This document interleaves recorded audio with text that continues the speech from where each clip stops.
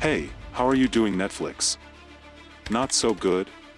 There is no doubt that for years, Netflix has been one of the most popular streaming services across the world. Launched in 1997, the platform brought a storm in the world of entertainment, allowing people to watch whatever they wanted without having to wait for cable TV or paying separately to rent a favorite movie. It looked like Netflix had it all planned, from providing the joy of binge-watching to offering the ease of on-demand streaming. Yet, as they say, all good things must come to an end. It looks like the streaming behemoth is on the verge of suffering a major crash. According to its earnings report of Netflix for 2022, the service lost 970,000 subscribers during that period, which marked the consequent second quarter that the company has lost subscribers. During the previous fiscal period, Netflix had famously lost 200,000 subscribers. So, what exactly is happening to the streaming giant? How a company that was once the leader of the field could have suddenly fallen to a point where it is failing to compete? Let's dive into the story of the downfall of Netflix. First and foremost, it is important to discuss why Netflix has descended from its throne. One of the most important factors is the immense level of competition in the streaming sector. It looks like a new streaming service is launching every month. With the launch of services such as Disney+, Amazon Prime Video, and Apple TV+, it is becoming really difficult for Netflix to stand out among the crowd. Not to mention that these services provide exclusive material that isn't available anywhere, even on Netflix, so customers have to now subscribe to multiple services rather than only one. This has resulted in the audience losing interest in Netflix, which was once seen as the only major platform in the world of streaming content providers. Another factor contributing to Netflix's decline is a lack of fresh and original programs available on the platform. Netflix was once recognized for its incredible original series and movies, yet the quantity and quality of its material have recently deteriorated. It's as if the company is just churning out fresh content for giving something to the audience, without regard for quality. And, let's be honest, no one customer would be willing to pay for a membership that just gives them useless content they're not interested in seeing. Stopping the release of animation, along with canceling high-profile animated shows, was one of the most misjudged decisions taken by Netflix when being in the middle of fierce competition. Animated entertainment content has become highly popular, particularly in the aftermath of COVID-19, since it provides an audience of all ages with a type of comfort and escapism. Many fans felt deceived when programs like Tuca and Bertie and The Dragon Prince were cancelled. It is widely known that animation has the potential to be equally as successful and popular as live-action television. This has been proven by the large fan bases that Japanese anime, as well as other programs like Family Guy and Rick and Morty, have amassed. Another problem that could have damaged Netflix's reputation is its tendency to abruptly cancel fan-favorite shows without any reason or prior warning. When shows such as Sense8 and The OA were cancelled after just 2 seasons, fans felt betrayed. While some of these shows hurriedly tried to complete the storyline in the ongoing season after their cancellation was announced, many of them were cancelled midway, putting no conclusion to the story that the fans were looking forward to knowing. A large number of viewers showed their anger and disappointment over social media channels. Fans no longer have the same level of faith in Netflix that they previously had.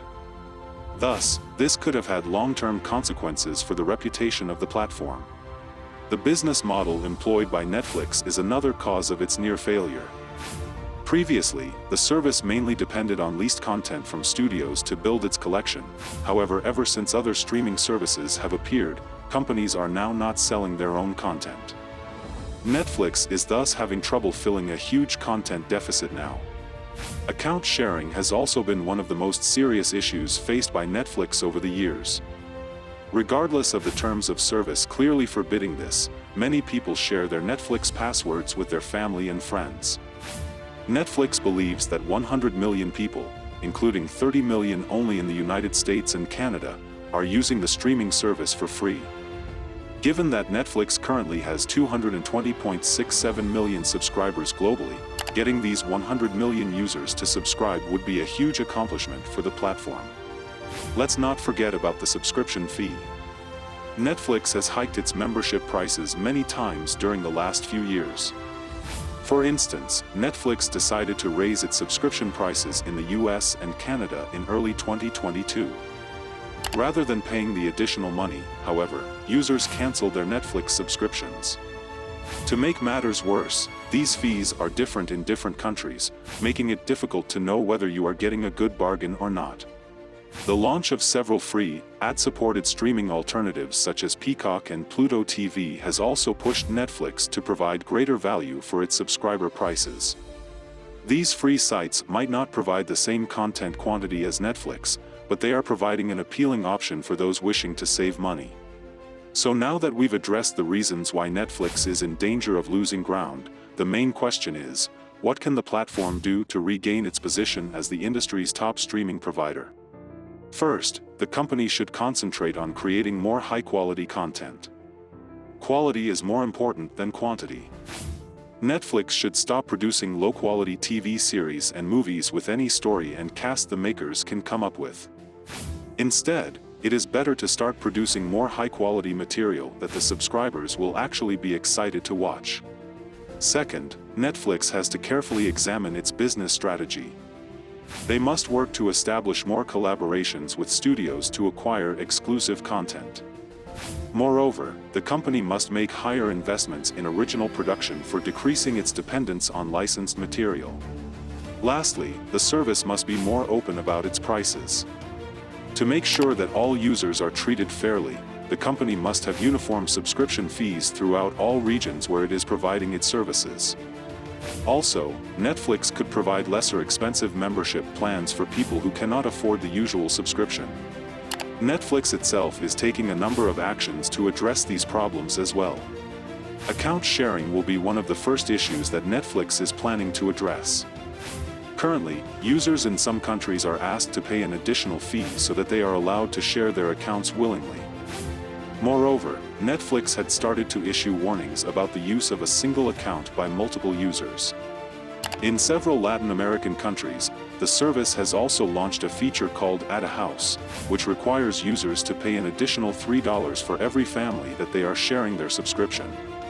Netflix is planning to launch a more affordable, ad-supported tier of memberships is coming and will launch in early 2023.